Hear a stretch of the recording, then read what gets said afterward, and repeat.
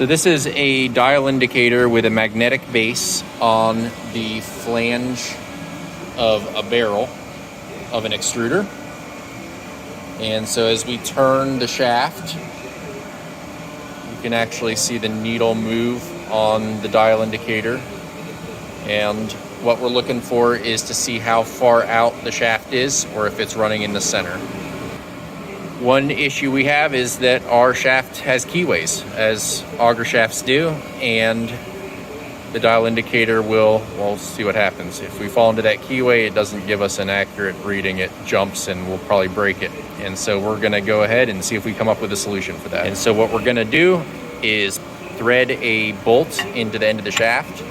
When the shaft's made, the end is threaded to retain the augers, but it's also done on the lathe, so that those threads are straight with the shaft. And so then we can read on the shank of the bolt, which will give us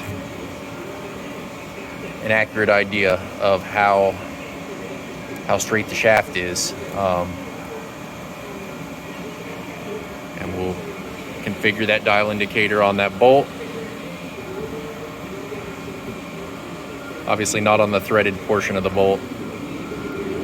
Set the indicator to 0. And as we turn the shaft, we can see that compared to the barrel, that shaft is not running in the middle. Bad, though. It isn't bad. 30,000s, that's not bad. No. And so that's probably workable, but that is how you would check to see if your shaft is running in the center of your barrel or if your shaft is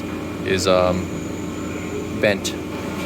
An alternate way to measure if your shaft is straight in your extruder barrel is to put your magnetic base of your dial indicator on the shaft itself. And if your barrel has a pilot, which not all barrels do,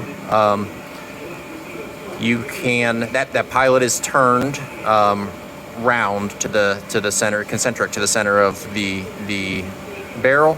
And so we set our dial indicator to 0, have it up against that pilot, and as we turn, we can see how far out our barrel is, or our shaft is.